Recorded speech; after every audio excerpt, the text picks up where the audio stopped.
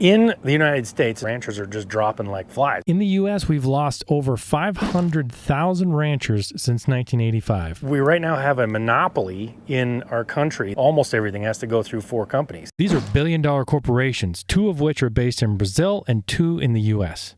For local businesses to win against multi-billion-dollar global corporations, you got to make things locally and sell things locally and still be profitable. So right now I'm talking to the guru of this, because I've just had a little conversation with him, and we're going to kind of walk through his organization here in Billings, Montana, and you get to see and get an idea of the difficulties involved in this, the practicality of having a bunch of these that compete with the big 4, really what goes into doing this. This is Spencer. Tell us a little bit about like what company this is and what it does. I'm Spence Griffin, and this is Blue Creek Marbled Meats. It's a new facility that's about 2 years old, actually this month. You do 2 things here. You raise cattle from start to finish. Start to finish. Butcher them and then sell them retail to the public, right? Retail and wholesale.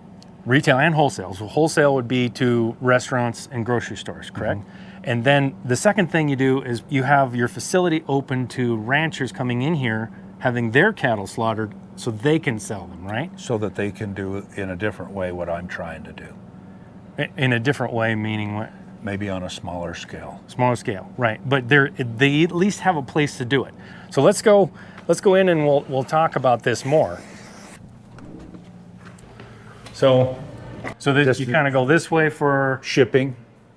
Okay. This way, the production actually goes in a circular motion here from the harvest floor in a circle through the coolers, back through the processing, into the freezers, and then into shipping. I mean, you're thinking, okay, I'm going to start this business. I'm going to build a facility because we were just talking earlier. You started raising cattle in 91. 91. Yeah, so 91. what were you think was the thought process or the brainchild of this thing? Did it happen back then or was it more recent? Oh, I think we all run our mouths and talk about little dreams and things, but this didn't come to fruition until about 2017 when we started being serious about it. But we talked about it as a family for years, but it was mostly me talking about it and my wife ignoring it. Yeah. Well, on top of the she huge still business does, and she still does. And she still does, right? She's smart. Because you already had this massive business that you're with the auto industry running. Yeah. So, but you were operating that, right? So that's. But 4 of the 6 kids run that, and now they run it better than their dad ever did. So that frees you up a little bit to I don't even go to the auto auctions anymore. That's good. All right. So what's this first? This part that we're walking into is the shipping area. Okay. And Macy and Kitar are getting a load of orders ready. And this is Shaylee too, one of our younger granddaughters. Hi, Shaylee. But they're getting an order that's going to go out Thursday morning, real early. That's the stuff over there. Okay. It'll go just right to Salt Lake, and it's all prepaid. They've been ordered online. We just pull up, and it's like a funeral procession. People just come, pick up the meat, and in an hour the truck's empty, and we come back. I see. We do it in Phoenix with bigger trucks. Okay. But it's all ordered online and organized before we go. So it's a lot of organization and planning. And let's start with this. You're selling steaks like this. Now, these are what this kind of cattle is this? Is a Wagyu, an American Wagyu. American Wagyu. So which is a half Angus, half Japanese black Wagyu. Right. So a lot of people say, well, there is no American Wagyu, but that they don't understand what we're talking about. And that is a breed. It is a breed. They've taken the Wagyu and mixed it with Angus, and that's what we call American Wagyu. So it's not the same thing. But this is their brand. This is marbled. You have kind of ruined me on steak. We hope so. Because I've eaten this steak several times, and now when I eat another steak, I'm like, well, it's good, but traditionally, I've always butchered 30 to 40 beef a year for my employees. For your employees? Okay. And before I ever had a plant, and when COVID hit, I'm the one they kicked out of the plants. I paid the same per animal as everybody else. Why is that? At the auto auction, I have a big freezer and a big cooler as big as these, and I would pack it so that we'd have beef for the restaurant at the auto auction. We serve a couple hundred dealers every Wednesday, breakfast and lunch. And then we have all the employees, and there's nothing like something like this to hold them, to bonus them with. Yeah, as a perk. As a You're perk, saying, yeah, as a perk. absolutely. And when we got into that buying during COVID, that accelerated this. Okay. You know, but this was in the plan even when COVID hit The facility. the facility. So why were you kicked out of the? They couldn't keep up. Oh, I see. And, Yeah, because and the employees that they were, even though they were considered essential, we all experienced not being able to get our beef processed all at once. right. And then all these plants came up, so now they're everywhere. So in the main industry, like the commercial industry of this, okay, of beef, you have the cow-calf operator who raises a calf and he sells it to a backgrounder, feeds it for a year on grass usually, thing they call running yearlings. Then it goes to a feeder for 120 days, something like that. Now, that's a feedlot, okay? And then it goes to a packer, which processes it and gives it to the retailer. And the retailer is like Walmart, Kroger's, Albertsons, and stuff like that. People focused on the packer, but you forget that if you take the packer out, who's going to buy this stuff, right? Because people are going to go to Walmart. They're not going to take your 4 cows a year, Yeah. right? They want mass quantities. So you're figuring out this retail system. How in the world are you taking a product that's perishable by, 2 weeks? If it's Month? What? sold fresh, If it's sold fresh 2 weeks, how are you figuring out how you sell this much? I mean, it's really simple. You have to think smaller in order to be able to do that.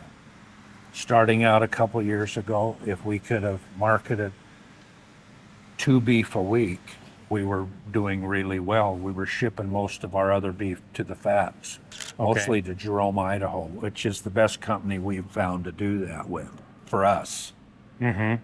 And you have to just take the learning curve. You have to learn to market a whole beef before you step up and kill another beef. Really what you're saying is the first step is figuring out the retail side of this, right? I mean, Yeah, and see, to make this work and to build it vertically from conception to actually delivering a finished product to a customer that pays you handsomely for it, which is what we have to have. We can't compete with the big 4.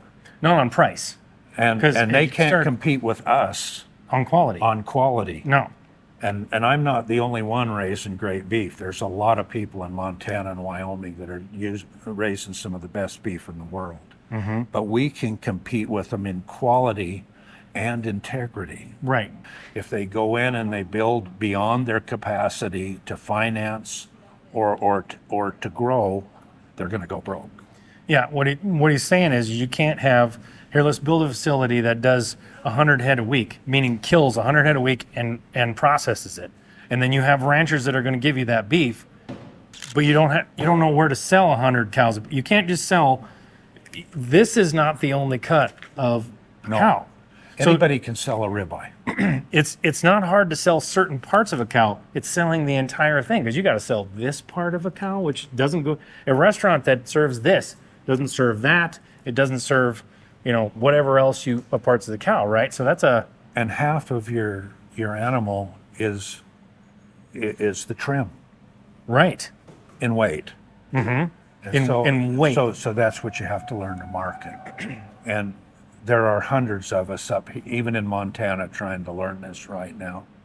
And some are going to succeed. And I just think it's a matter of time. But you have to learn to market the whole cow as you go. Right. And I just want to iterate how difficult this is because you're not selling shirts or coffee cups where you can make them and then let them sit on the shelf until you figure out how to sell them. You butcher these things and they have to move, right? Yeah. I mean, and see, for most of us, just in the production of these cattle, we slow grow 'em. This And is not see- conducive to like super high profits because you No. the higher the faster you could grow it and get it done, right? But that doesn't do quality, what you're saying. It doesn't grow quality and it doesn't maximize the carcass to the extent that we want it. Maximizing the carcass means there's other parts that you're growing slow. We don't want an 850-pound carcass like the industry likes 850 to say 1050. Our carcasses are probably closer to 1050 to 1150, Okay. more mature, slower grown. That's Okay. why the quality and the size of the primals is so different than what most people do. So what a carcass weight, what you're talking about, a carcass weight is when the live weight is when they're alive. Carcass weight is when Hang 'em after on the they're rail. killed, they're hung on the rail. So the guts are gone, the head's gone, Everything's gone except the meat and the bone. the hide's gone. So it's just the meat and the bone. That's the carcass weight Yeah. you're talking about. And so is 1,850-pound steer. 1,850-pound live weight. So let's go see a carcass, huh? Okay. So this is where they're coming in to be killed right here, and then they go into where they're hanging the carcass in It there. looks like they're down to 3. They're down to 3. So this You is bringing where they one up? stand. And so they'll roll this in. See how good that is? Yeah. So it rolls right into the. Yeah, and then he'll bleed them in there and head them, and then the USDA inspector inspects everything in the head. Every head gets inspected in every plant, even the big ones. Huh. And every single cow gets watched and inspected as they're going through, even in the plants that do 5,000 a day. You'll never see cleaner carcasses ever in any plant. That's why there's no smell. Right. Yeah, it's no And smell at all. even the USDA will tell you that this is one of the cleanest places, and it's because of the way it's built. Okay, so this is That's a cradle. the cradle. This is where you do the skinning. And Okay. then what'll happen is they'll just lift it. This is not a big kill crew here. Tristan, So this is what size of carcass is that now? that's probably, Tristan, what do you think it is? 1,000-pounder? Does it say? It's 1,083. So this is only 1,000. So some of them you're doing are 200 pounds more than that. This is 1,083 on the rail. 1,083, So okay. Another 150 is a big one. Okay.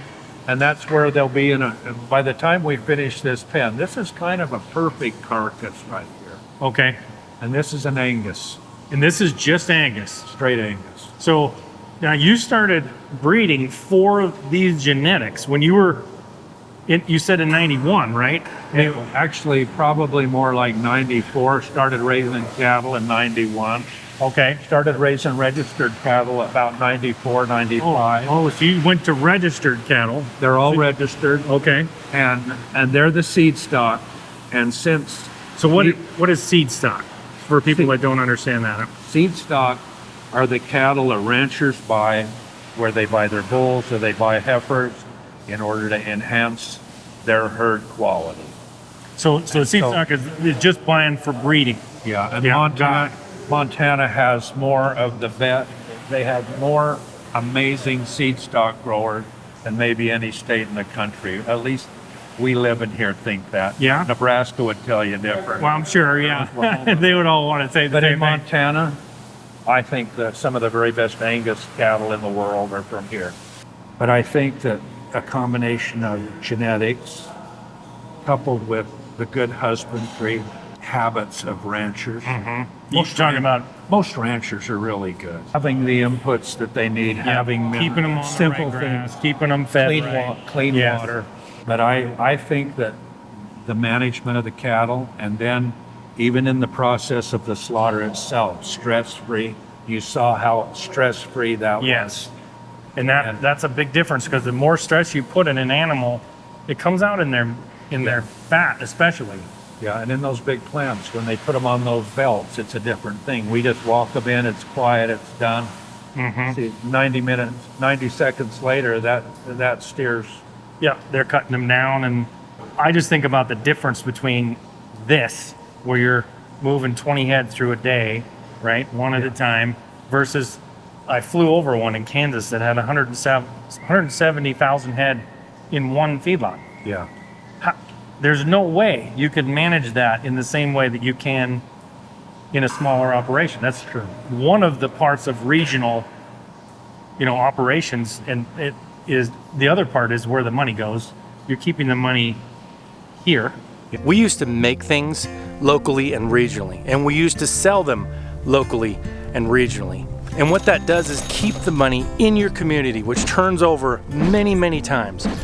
What we're doing now is we're shipping our money directly away from all of our rural communities to a few major global corporations. What I do is make videos and live streams showing the real lives of people who live in between the cities, who care about their family values, and who sustain land and food security that we should all care about. If you care about those things as well, then make sure you join this community. It's time to stop hiding in the shadows and let people know what rural families do for their country.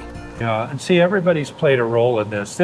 Even though these are all Griffin cattle. Yeah. And I mean, everybody's played a role in getting it here. All these ranchers have played a role in it. The people that bought our bulls have played a role in it. Bringing us back the cattle, giving us an opportunity to bid on them. And there's no monopoly in what we're doing. We actually go bid on their cattle. Or we pay a premium. See, if we can succeed at this, others could succeed because they could follow our pattern. Right. We're never gonna, I want other people to succeed in Montana doing this. And we hardly ever will run into each other. Right. And when we do, it can be a friendly competition. Most industries become so cutthroat in the way that they market or in the way that they... Just their thought process. Yeah, and maybe we can become a pattern for profitability. The jury's still out on us. You're not making tons of profit on this? Oh, no, not yet. But the thing of it is we've done better every month. We knew this would be a long haul, but we've hit obstacles that I didn't know we would hit. Mm-hmm. Which is the benefit of going slower, though, right? Because absolutely, but I didn't plan on being the manager of this plant.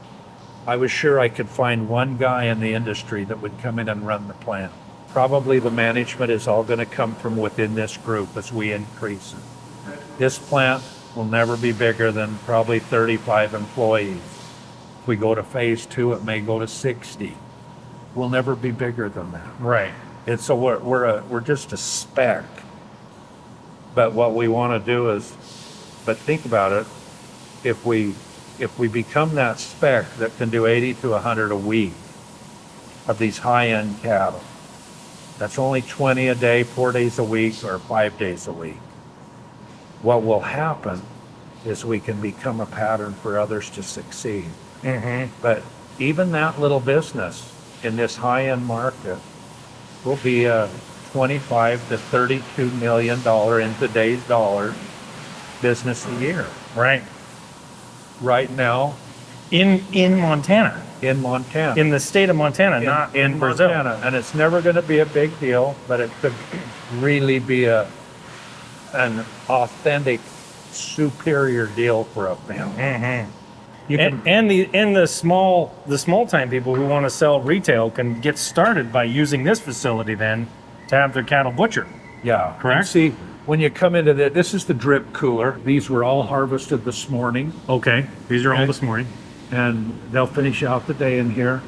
But these first ones are customs. That means we butchered these for other people. Okay, so these are other ranchers, yeah, And that want to sell retail on their own. So why is this yellow? it's an older cow that the man brought in. Oh, so it's a little older. That's why the fat's this is different. This is probably a grind. Go to hamburger. Because most older cows, bulls and stuff like that is what you grind up. They're processed meat. They're either they're hot dogs, they're broads, they're hamburger. Gotcha. See, these first two are Wagyu, and see they have creamier fat. Uh-huh. Yeah, creamier color. Yeah. You see that? And this Yeah. one was a heifer. And this one, they're all identified. This one was a heifer too. Okay. And then this is the first Angus that's in here today. So these are Wagyu crosses, American Wagyu. This is And this is 100% Angus, right? This is actually a younger one that we killed early because it got injured. Okay. So rather than waste the meat, this will actually become Wangus Wieners. He loves that name. And that's hot dogs, right? Hot dogs. Bratwurst or? Yeah, hot works and brats. Yeah. I was talking in Kansas with Calicrate, and he was telling me the difference. We used to do this all the time. They used to dry age everything, Yeah. which is actually a process that is arguably incredibly superior in actually keeping it healthy and keeping anything from growing on it. So what they do in the big factories is they kill them there, cut them up immediately, and put them in a box where they kind of so they can't age like this. We're talking about dry aging. They cut them into primals. They even cut the trim down. Everything is handled within about 48 hours. And it goes into packaging immediately, right? And then in a box, and then sent to. And the reason they do that, They call that wet aging. right? Wet aging. We can have a discussion on that. It's not as I have become more and more convinced that dry aging is so much healthier for you. But okay, I talk about this all the time. Efficiency is what our country is kind of. Well, not even our country. The world it always wants to be more and more efficient. The problem is sometimes efficiency actually hurts what you're trying to say.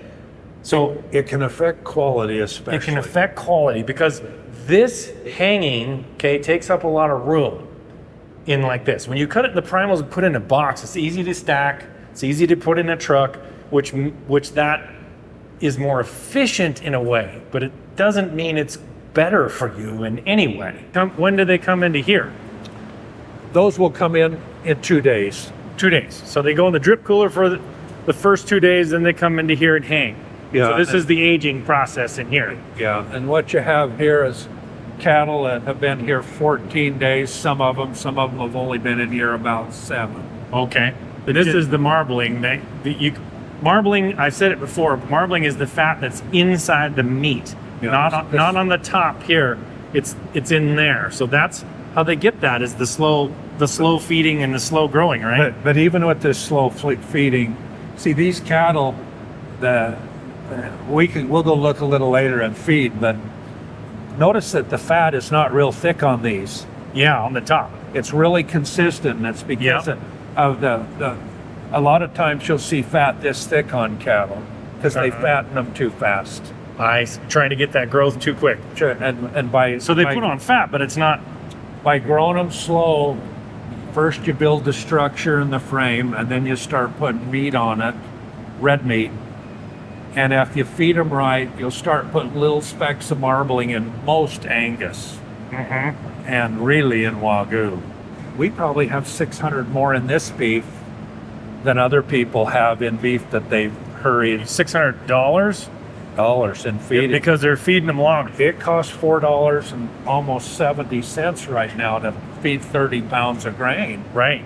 The last 4 months So you took They start $4.30 a day, a day. because that's 30 pounds a day. So that's $4.30 Sometimes a day as when you're high as feeding them. $5 on a fattening ration, Right. and even on a growing ration, it's over $3 a day, and closer to $3.80. But see, I end up with, by having slower grown, better carcasses, I end up with as much as 140 pounds of actual meat more than other carcasses. Okay. And that helps make up for it. Yeah. Even in today's prices, everybody panics over, $22,000 for a calf this year Right. off the cow. That's 20 cents more than last year. Yeah. That's a A lot. pound, Mhm. a couple $100. So what he's talking about is the price of a calf as a weanling. Yeah, Correct. 500 pounds, that's another $100 on the calf. Right. But if they're getting 2,000 out of that, everybody would panic. Well, all I have to do is figure it out and then market this carcass. See, I can't sell my ribeyes for what the market does. I have to have a premium out of them. To Everybody make a in my profit. everybody in my hometown isn't willing to do that because they're trying to make a profit too. Right. But there are certain businesses that cater to us who who produce locally and see the quality. Because I get asked this question a lot, like, why is it more expensive when, since the profit is going to the big packers and the big retailers? Like last year alone, Walmart made $500 billion profit. So not just on meat, that's overall, but I don't know if you guys understand how much $500 billion is. That's a ton. So when I say, well, the ranchers can do it direct, that is one option. I always talk about this as a hard option to do.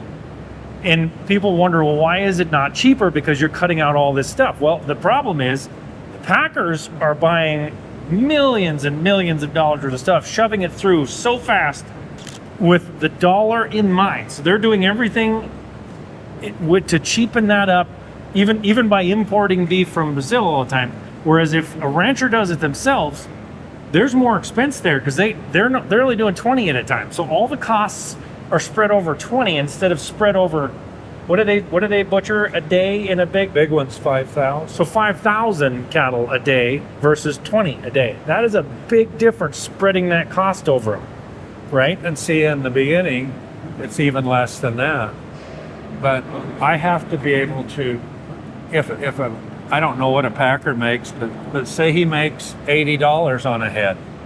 Right. Okay. Because he can make a lot less because he's selling a bunch, yeah. To stay in business, I need to gross about $600 above my costs. Right, because you're only doing a few. So beef. it's a big difference. Per beef. Yes. So I have to figure out that niche. That's what we're working at. Yes.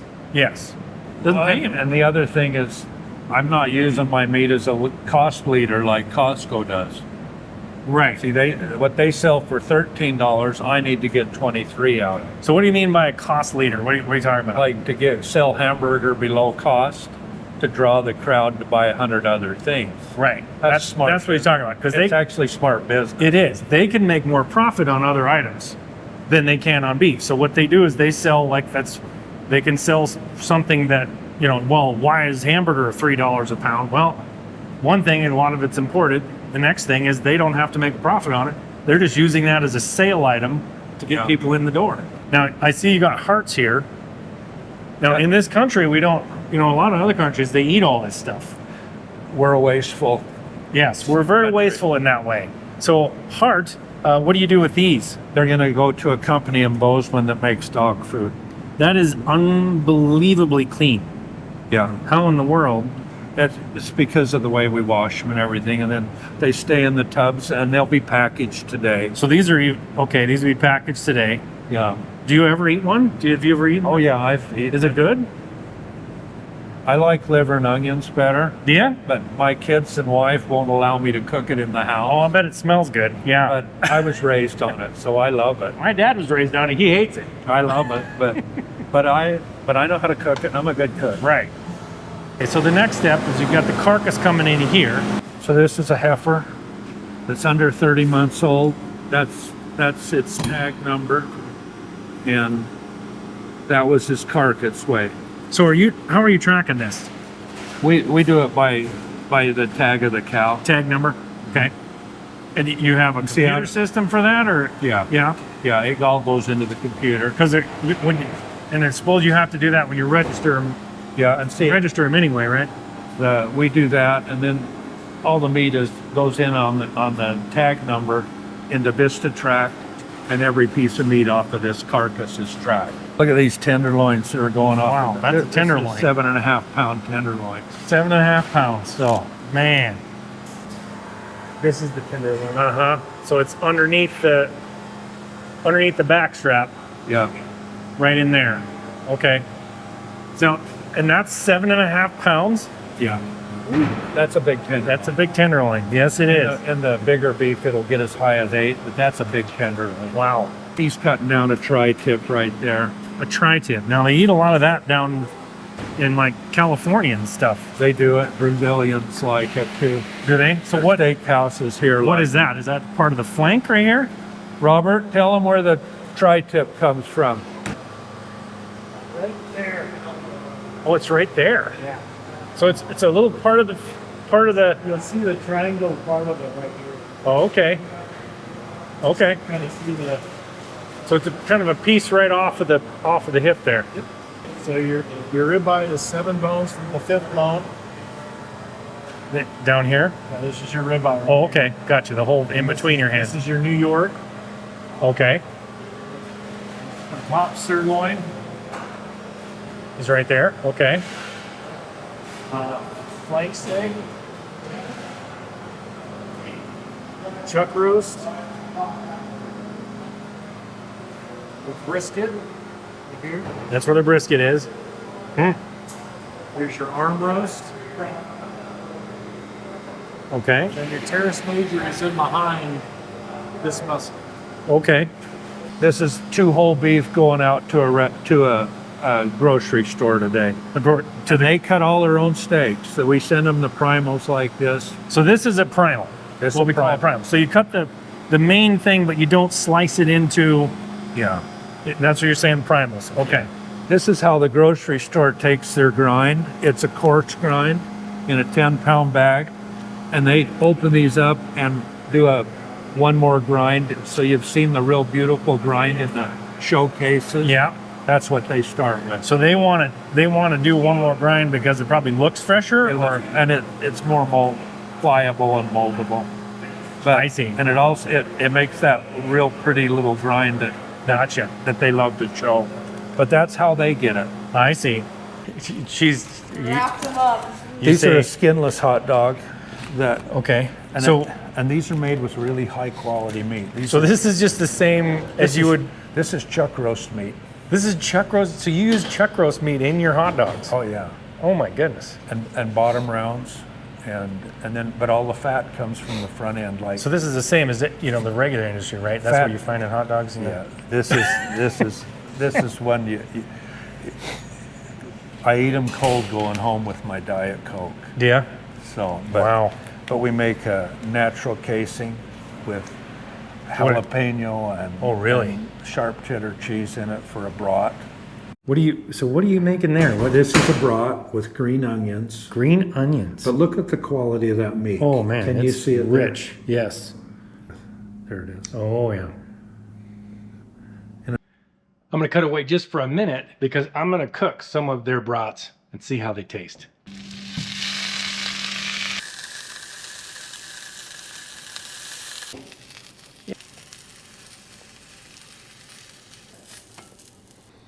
All right.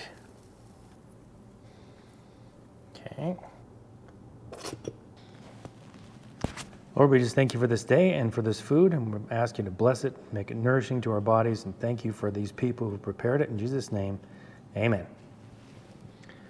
All right, let's just try this. Oh man, this flatbread that's cooked like this. Look at that. I mean, you wrap that up in there. Now the first bite will probably be just the sausage part. So a lot of times when you have something like this, which is you have to have a good recipe. You can't just have good beef, you have to have a good recipe. So first of all, I will say, fantastic recipe. I'm very picky about like breakfast sausage flavors and everything like that. That is amazing flavor in that. The jalapenos are just a little hint of heat, more heat than most of the time when you get a jalapeno brat like this. A good pop on the outside of that natural casing, and then that beefy flavor is very intense in this. A lot of stuff tastes good. This is right up my alley. I like this kind of stuff, but that cheddar, when you get that cheddar and jalapeno flavor, and then the beefy flavor on top of it, that high quality meat in there from the chuck roast and everything, that is incredible. And if you want to order some of these for yourself, make sure you go to lifeinthewest.com/beef. lifeinthewest.com/beef, and I'll have a link there right to this product. Well, so excuse me while I eat the rest of these. I'm gonna try to savor this a little bit, and you guys are gonna go right back to my interview with Spence at Marbled Meats. There's 400 steers in here. And these are American Wagyu, all of them. And depending if there's a little Hereford in the cow on the ranch that it came from, they'll have a horn. okay. But your purebred Angus ones, they don't have any horns because they're all pulled out. So But these these are really nice. Can you see how content they are? yes. There's Yeah. no flies on them, and it's August. Yeah, why is that? It's because we just take really care with keeping the pens scraped up, and then we keep the feed in them right. We keep the nutrition right, and it really helps with the flies. There's 1,200 of these here that are going to go to the feedlot now in Edgar, 30 miles away. Do you notice they're not fat? Yes. They're just being grown. This is a bunch of registered Angus cows that got culled out of the herd, out of the fancy herd. Okay. And because of Just age or production, they weren't exactly where we wanted them to be for the bulls okay. or for the heifers, but they're really good cows. So they're all bred Wagyu. We're going to turn them out in about a week, and they're going to calve right out here in the field. Okay. All calves, and they're So- all crossbreeds. So they're just they're culled out of the herd that you're making bulls out of, right? Yeah, the registered herd. It's the registered herd. So they're still going to raise a calf that's Wagyu that you're going to that you can butcher. They're all bred Wagyu, and we'll let them finish their life out raising crossbred calves. Gotcha. So what you're doing right now, if I get this straight, is what you're figuring out the system of slowly moving beef through it and getting to the point where that is a profitable Getting venture, to the correct? point where it's a Like profitable here's a venture. system that makes it profitable. Yeah. We'll learn on 40 before we go to 80. Right. So if we can't make 40 profitable, we can't make 80 profitable. That's the way it works. You know, and Yes. in order to kill the 80 of these kind of cattle or 100 of these kind of cattle a week, you have to feed almost 2.5 times that many cattle on feed, because it takes another year and 2 months after an Angus is weaned, and it takes another 2 years almost after a Wagyu is done. This is all the bulls that are left right now. So you've sold the rest of them? The rest are all out with cows or sold or leased to other ranchers. So ranchers can actually lease your bulls too. They can if they don't want the investment of buying them. So how do they lease a bull? Do you lease a bull and turn it out with their cows? If they need a Wagyu bull, I charge so much a month per bull. If they die, it's my loss. Okay. But I get the cattle out of them. I get to be I get to be present when they're auctioned off. To buy it. Okay.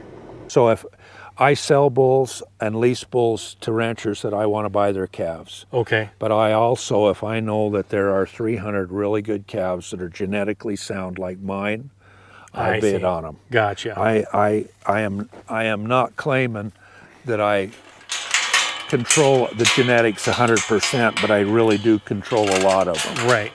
You get these young bulls that are that long, Right. and So they're long, you mean body wise? yeah, look at him. So you got lots of area to grow. Yeah, and see, that's a Wagyu bull. Oh, that is a Wagyu bull. Huh? He's Okay. a Wagyu bull that okay. that we got. So when you say a Wagyu, he's 100%. He's 100%. He's not Wagyu. American Wagyu. He's a Wagyu. He's a Wagyu. So that's what you're crossing with the Angus cows to get the American Wagyu. Yeah, and but look at how fabulous these Angus are. Yes.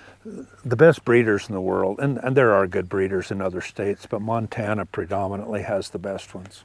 But I want to show you my first Wagyu bull I ever raised. I still got him. Oh, really? How are you getting the purebred Wagyu bulls now? Because I bought them as embryos. They came as fertilized you're eggs, still- and I put them in my Angus. They're surrogate mothers. gotcha. It's common. Everybody does an Yep. embryo transplant. Yep. See, that's a full-blood Wagyu bull. Okay. It's an Angus bull behind him. Now some of them have horns then, If or do you- they all have horns until you? They pull all them? have horns until Gotcha. you took home, but they're hard to pull. And we've got to where I leave them on right now because they're not dangerous, You're right. and it helps them manage these big Angus bulls if I put them in with them. Oh, I suppose because the Angus bulls are kind of. But see, look at this bull. He's just 2. He's a 2-year-old. Yeah, he's just Oh wow. 2. Yeah, he looks good. These are full-blood Wagyus. This is my first This is- embryo right here. Oh, really? How old is he? He's 9. He's 9 years old. Yeah. Wow. And he's a dandy. We call him the Fonzarelli I see. because of his hairdo, his horns. Sure. He's got a But- hairdo, sure. I should make baloney out of him, but I'm not gonna. Yeah. But he came as an embryo from That's the first one, huh? from an importer out of Washington. Yeah. But So when you're, I've had over 1,000 calves out of him.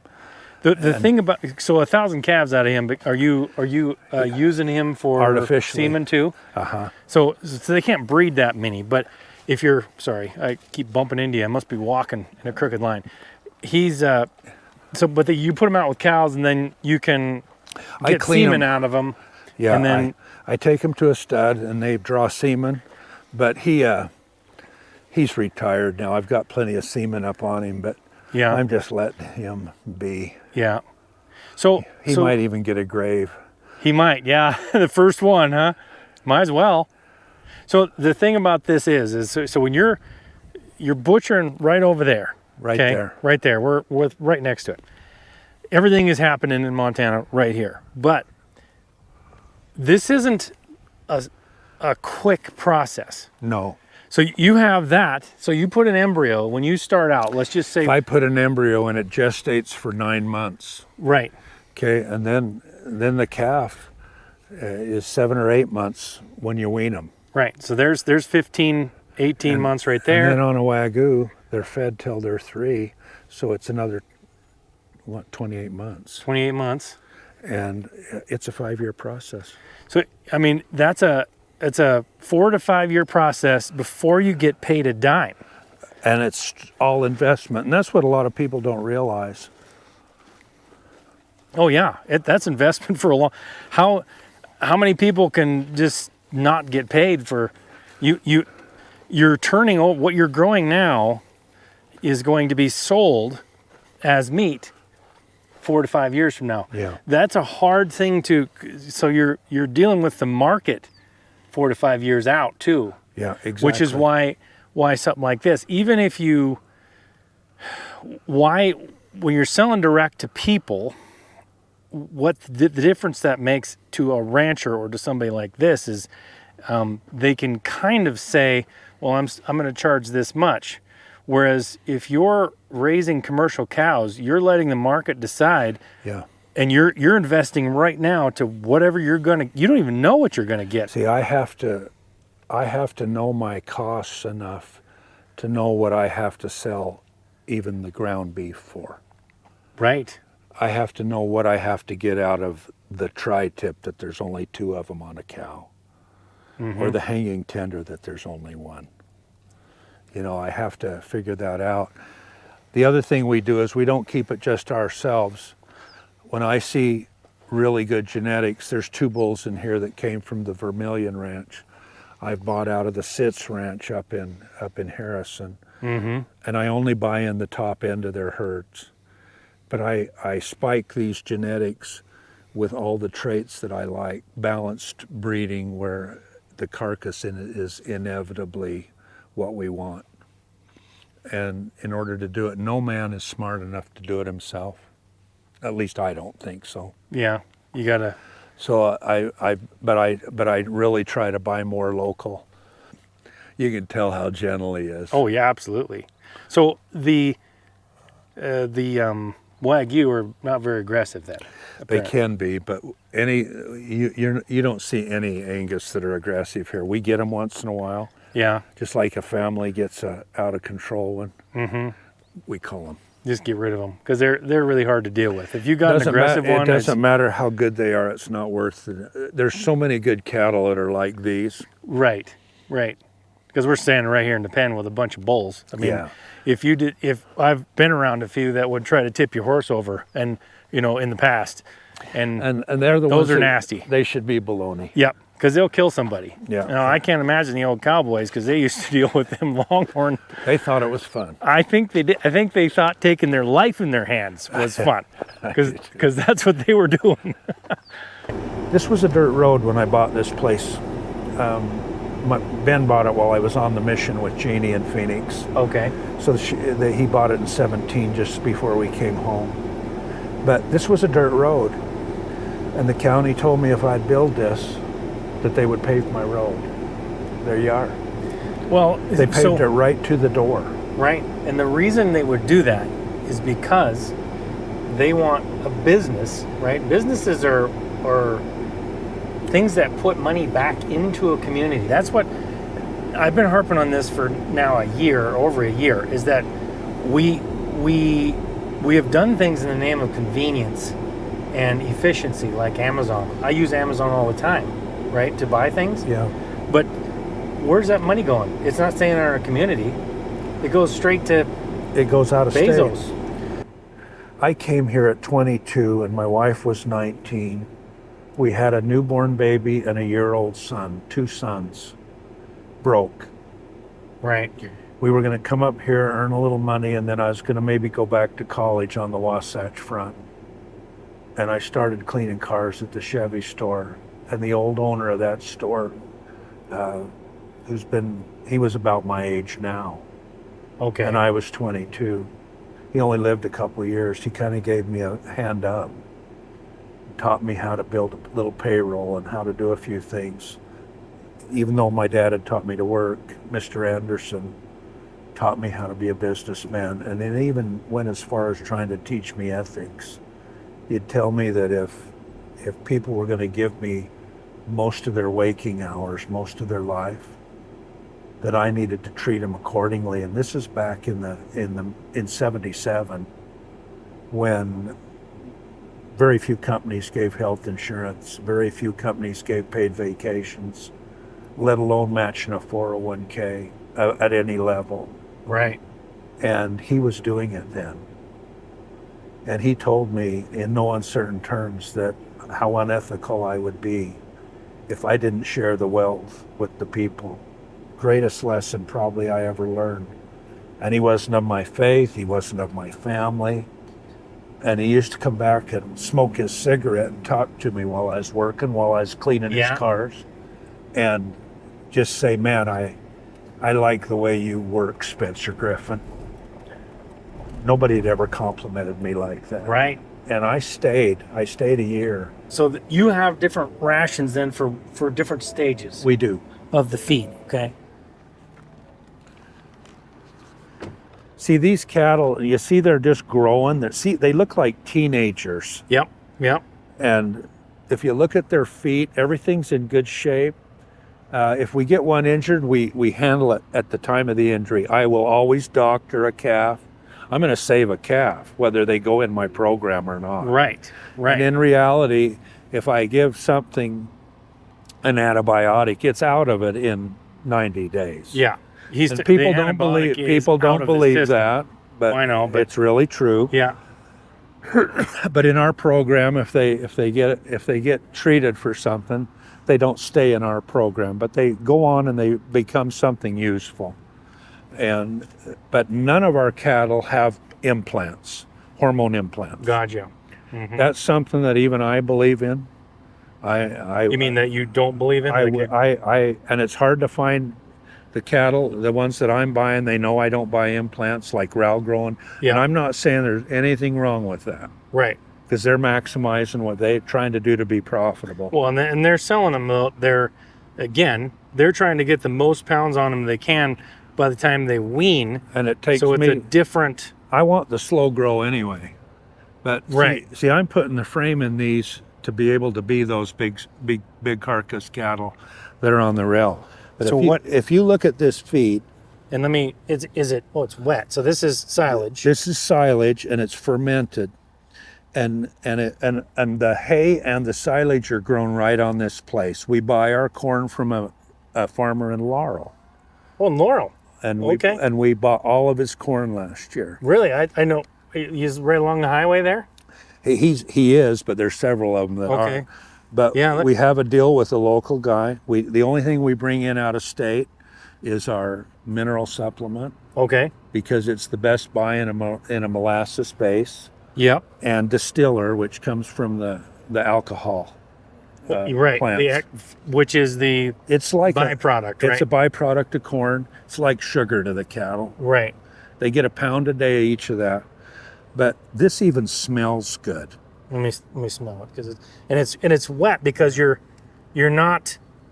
But all that's in this is a little salt for each calf in the ration. It smells good because it's There's only little what you said?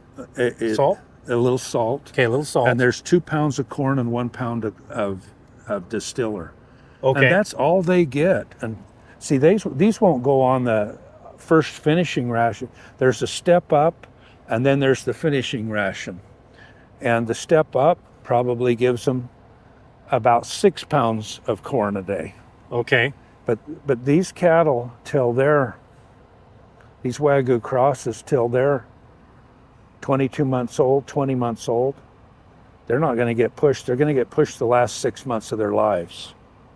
But they'll stay on this, and then they'll get a step up of about 6 pounds of corn. Other than that, the ration's the same. Okay. And then on the finishing ration, which we'll show you, there's 30 pounds of corn a day. Well, then it steps up a lot with the. We build them up the last 120 days. We're pounding them. Okay. So you're building the frame all the way up to then, and then you try to pack on that. Once we have size. red meat and frame established, we pack it on the I see. quality. Gotcha. But we're putting little specks of marbling in them every day with this ration Right. already. That then you can add to it. Yeah. If you just pound them for gain, all the fat's going to be on the outside of the carcass. I see. The way we're feeding them puts the marbling on the inside of the carcass. And it isn't just genetics. It's as much management as it is genetics. And how many is in here? There's 900 from here to the 900 in here. And how many will go through your I'll probably facility? sell out of this and the other pen. I'll probably sell 500 and move 700. I'm trying to use my feed. That's what I'm doing. That's why I overbuy too. Okay. have Yeah. so Trying to much use feed. up your feed and then sell them. Yeah. Yeah. Well, how did you learn how to manage all this stuff? You're saying you came with, you started with nothing at a car dealership. See, I didn't own a ranch or a cow till I was 36 years old. Well, I mean, but just managing a business. I mean, you built a huge business. You learn it a day at a time, and a mistake at a time. A mistake at a time. I've made a lot of mistakes. And when you're your own businessman, you pay for all your own wrecks. Yep. Yep. And Unless you're, I guess, it's big enough for the government to bail you out. Yeah. But we're not. which I'm not. We're not there. Which I'm not. But this is interesting to thousands of people in where we live. But I can't imagine those that live in the cities not needing to know this. You mean where it comes from and how they're raised? Yeah. It makes a huge difference. I mean, there's a disconnect anymore in where we live.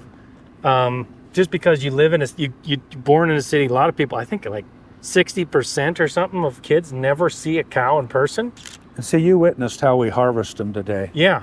And how humane it is. Yeah. And how fast it is. Yeah.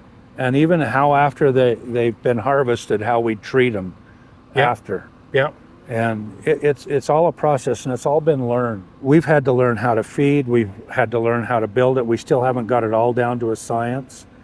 But I have to have cattle every Monday and Tuesday to slaughter. And if I get to 20 a day, 5 days a week, I got to have 20 finished cattle Monday, Tuesday, Wednesday, Thursday, and Friday. Now, And that starts 2 years before that. it starts before that when Yeah. we're breeding cattle. Well, I mean, so to get the numbers that he wants at the end, you got to be preparing for that years in advance. And if you're selling to a restaurant or a grocery store, they want a consistent amount of product at See, what would every. happen if I told Town and Country that buys 2 to 3 beef a week, well, I won't have any for 4 weeks. Right. That, See, they'd all say, they, well, all they forget it. take are fresh cattle, but I have to have meat every Monday. They put in an order for 2 or 3 beef, Exactly. They do not want to have I the can't shelf say- sitting there. and that's where the learning curve is so high and the investment is so high. Right. If I'm gonna butcher 2,000 cattle next year, I'm probably gonna have to raise 1,000 more than I would have, because what if my business grows by 10 head a day Right. fast? And I'm going to take the risk for a little while. I'm going to see if I can't. Well, the reward only comes to those who risk an enormous amount. But the Well, problem with risk is you can lose it all quickly too. Yeah, and the Griffins are blessed. I could hurt the cash cow downtown, but I'm not going to break her in my hobby here. Right. But you built that, right? Yeah. Yeah. We did. My kids are now the youngest is 36 and the oldest is 48. And I have children that have worked in this since they were 10, 11, and 12. Right. They were shammying cars when they were 12 on lots with 17 and 18-year-olds. They were riding the wash trucks when they were little. Yeah. I had 48-year-old kids, son and daughters that Been in that running that. that's how they made their money. Right. Yeah. So, but no. And that's partly what's made the family good is the work. That's what a lot of people don't realize is there's a lot of happiness in work. Oh, so much. People view it as a negative thing, and it can be a negative thing when you're working for somebody else and you don't know what you're doing and they're mean and nasty. It can be bad, but it's also. And see, when I ran into it, I probably had to problem solve almost every day since I opened 2 years ago. And even just the last thing I wanted to do was run another business. That's really what entrepreneurs are anyway, is just problem solvers, right? But what else am I going to do? Am I going to go home? I read in a book, or I watch a TV show, or my wife would love to travel more, but I go a little bit, and a little bit's about all I can stand. Uh-huh. Do you keep your Wagyu cows then separate from your? I do. It's probably way easier to manage it. They're so different. Yeah. The Wagyu are more fragile, especially in the young years. Okay. And they get to where they're not smaller or anything, but for the first 3-4 years, they're smaller. They're slower developing. I see. Oh. He just wasn't good enough to be a bull, so I made him a steer. So what do you do with him? He's about 6 months away from being. I keep them here because they don't perform in a feedlot, the straight breeds. Gotcha. But he'll be a marvelous carcass, but it'll pretty near be snow white. Oh yeah. He'll bring 10 grand. Oh really? Yeah. You mean in meat? In meat. I see. He might bring 12 by then. So why not do all like 100%? There's no market for that. Just not enough market for it. So little. It's a small market. Yeah. My 'cause wife, it's so high end. my wife loves to taste it, Yeah. but not cook it. Gotcha. But there's people that go crazy over this. Oh yeah. Yeah. But the market is so small that you could overrun yourself with that. Oh, I'm sure, because it's just so rich for one thing. But See, it's the also, American Wagyu takes 6 months longer to raise, Yeah. and it costs 25 to 30% more. Okay. That costs 100% more, I see. maybe more. Yeah. And it's just not a market It's that. not worth it. Yeah. No, it isn't. It isn't where any of us want to be. In business, you have to be in a market that's actually Yeah. got That's an real. outlet.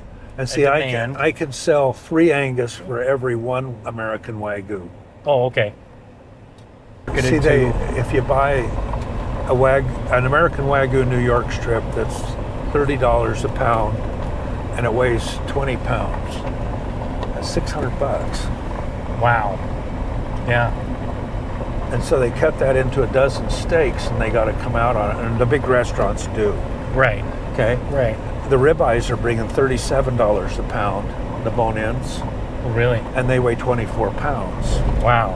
They're $750. Mm-hmm. And there is a market for that, because every once in a while, if you just look at the bare cost of the steak, Yeah. it's probably $60, and it's 1.25 inches thick, and it weighs 1.25 pounds. For one steak. Yeah, Wow. but they'll sell that for over $100 at Big Sky, I see. Gotcha. and they're up there. For those really high-end places. That, Yeah, but I like showing them these lower-end cuts and letting people experience. I would rather eat a culotte off the top of a sirloin, or even a steak-ready sirloin that's full of marbling, Mm-hmm. sous vide it, and then broil it for 12 minutes, and it's as good as any prime rib that ever walked. Oh, yeah? I'll have to try that. For half the money. Right. Right. For half the money. they've cut the grain off of this. This was actually barley or wheat. This was triticale. This was wheat. We did wheat to clean up that field. When we bought this place in 17, there were no roads. Okay. The fences were all gone. Yeah. We've put every fence on this place is new, and it was all cheat grass because the family had lost. They were losing it. Yeah. Yeah. And good people too. Yeah. Ranchers their whole lives. Yeah. But the ranch was a mess. Agriculture as a business, if it can stay in business and operate, what it does is protect land. In my mind, better than any other way of protecting. Yes, because it's land. Not only are you protecting it, but it's producing something for the country. It's producing food for the world and the country. So I know there are a few ranchers probably that don't do it the way they should, but everybody I know, or everybody I see, or everybody that I look up to and have learned from them, where I wasn't raised in this. Yeah. Oh, there's some. They are the most environmentalist-minded people exactly that there are in the world. I'm with you. So I think this was very interesting to talk to Spence.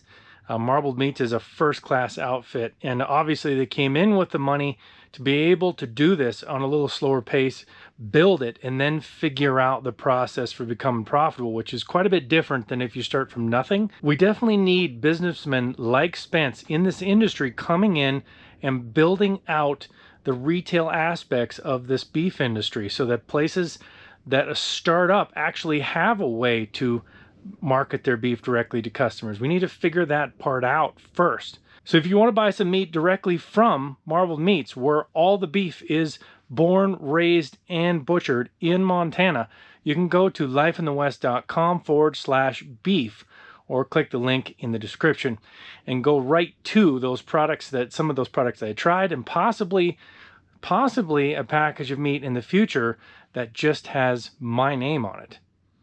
Until next time, I'm Trinity Vandenaker. God bless.